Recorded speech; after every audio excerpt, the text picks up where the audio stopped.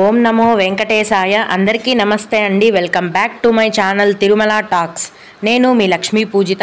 తిరుమల యొక్క డైలీ అప్డేట్స్కి స్వాగతం. తిరుమల దర్శనానికి సంబంధించిన లేటెస్ట్ అప్డేట్స్ కోసం మన ఛానల్ యొక్క టెలిగ్రామ్ గ్రూప్లో జాయిన్ అవ్వగలరు.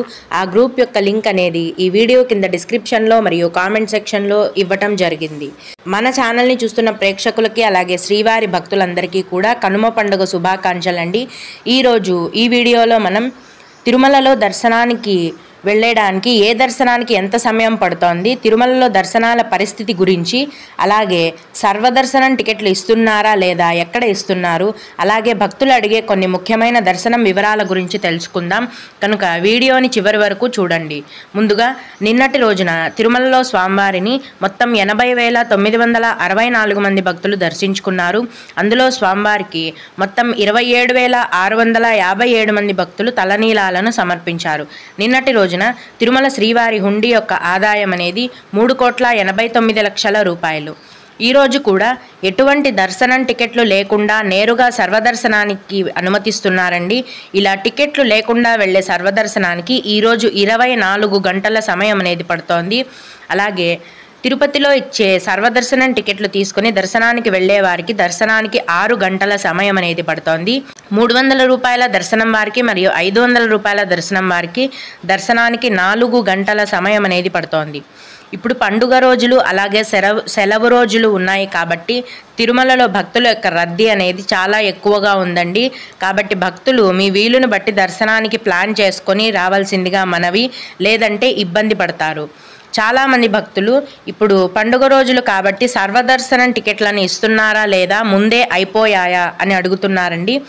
తిరుపతిలో శ్రీనివాసం మరియు విష్ణు నివాసం కాంప్లెక్స్లలో ప్రతిరోజు ఉదయం 4 గంటల నుంచి ఉచిత సర్వదర్శనం టోకెన్లను టీటీడీ వారు కేటాయిస్తున్నారు. ఈ సర్వదర్శనం టోకెన్లను పొందాలనుకునే భక్తులు మీ యొక్క ఆధార్ కార్డు అనేది ఖచ్చితంగా ఉండాలండి. ఈ సెలవు రోజులలో కూడా ప్రతిరోజు ఏ రోజుకు ఆ రోజు సర్వదర్శనం టికెట్లను టీటీడీ వారు కేటాయిస్తున్నారు. ఈ దర్శనం టికెట్లను ఏ రోజుకు ఆ రోజు ఇస్తున్నారండి. ఉదయం 4 గంటల నుంచి ఈ దర్శనం టికెట్లను కేటాయించడం మొదలు పెట్టగానే భక్తుల యొక్క రద్దీని బట్టి 2 లేదా 3 గంటల లోపే ఈ దర్శనం టోకెన్లు అనేవి ఫుల్ అయిపోతాయి. ఇప్పుడు భక్తులు అడిగే కొన్ని ముఖ్యమైన దర్శనం వివరాలను తెలుసుకుందాం.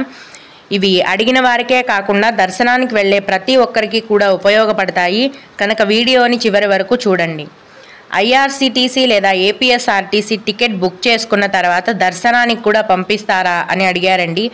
ఏపీఎస్ఆర్టీసీ వెబ్సైట్లో తిరుపతికి బస్ టికెట్లను బుక్ చేసుకోగానే అదే వెబ్సైట్లో 300 రూపాయల దర్శనం టికెట్లను కూడా బుక్ చేసుకోవాలి.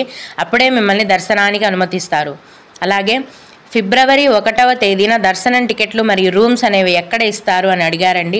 తిరుపతిలో ప్రతిరోజు దర్శనం టికెట్లను ఎక్కడ ఇస్తారనేది ఇప్పుడే వీడియోలో చెప్పాను. తిరుమల కొండపైన సిఆర్ఓ ఆఫీస్లో ప్రతిరోజు ఉదయం 4 గంటల నుంచి రూమ్స్ అనేవి కేటాయిస్తారండి. మీ యొక్క ఆధార్ కార్డు అనేది ఖచ్చితంగా ఉండాలి. దాదాపుగా మధ్యాహ్నం లోపు రూమ్స్ అనేవి ఫుల్ అయిపోతాయి. ఉదయం వెళ్తేనే కొండపైన రూమ్స్ అనేవి దొరికే అవకాశం అనేది ఉంటుంది. ఇంకొకరు మార్చి నెల రూమ్స్ ఎప్పుడు విడుదల చేస్తారు అని అడిగారండి. మార్చి నెలకు సంబంధించిన రూమ్స్ బుకింగ్ కోటా అనేది ఆల్రెడీ విడుదల చేశారు. అన్నీ కూడా ఫుల్ అయిపోయాయి. ఇప్పుడు రూమ్స్ కావాలి అంటే ప్రతిరోజు తిరుమల కొండపైన సిఆర్ఓ ఆఫీస్లోనే తీసుకోవాలి. ఫిబ్రవరి 17వ తేదీకి 300 రూపాయల దర్శనం టికెట్లు బుక్ అయ్యాయి. ఏవైనా చేంజెస్ అనేవి ఉన్నాయా అని అడిగారండి. ఒకసారి దర్శనం టికెట్లు బుక్ అయిన తర్వాత అందులో ఎటువంటి మార్పులు చేసుకోవడానికి కూడా కుదరదండి. మీరు దర్శనం టికెట్లో ఉన్న తేదీకి ఆ టైంకే దర్శనానికి వెళ్ళవలసి ఉంటుంది. మీకు కూడా ఇలా ఏవైనా సందేహాలు ఉన్నట్లయితే ఈ వీడియో కింద కామెంట్ సెక్షన్లో తెలియజేయండి. నేను ఖచ్చితంగా రిప్లై ఇస్తాను. ఇవి ఇవాల్టి తిరుమల అప్డేట్స్. ఇలాంటి మరిన్ని వీడియోల కోసం నా ఛానల్ని సబ్స్క్రైబ్ చేసుకోండి. ఓం నమో వెంకటేశాయ.